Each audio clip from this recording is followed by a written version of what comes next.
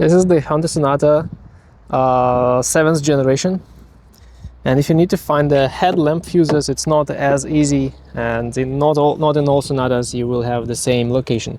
So first of all, you need to check the interior fuse box here, and here are the fuses, and you will need to check the fuses 30 and 31.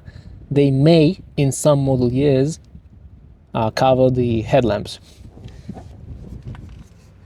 Let's put it back together. And also, in this fuse box under the hood, you may have some headlamp fuses and relays. So here is how it should be located, and you have this headlamp relay here, and also headlamp fuses for high beams.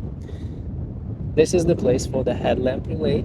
I don't have it, so this is controlled by a control module, and this is the place for the fuse for the headlamp relay power.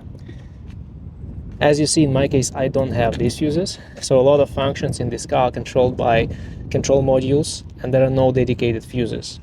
So if something happens with the headlight, if it doesn't work, it's probably either the light bulbs, light modules, or wiring issues in this case.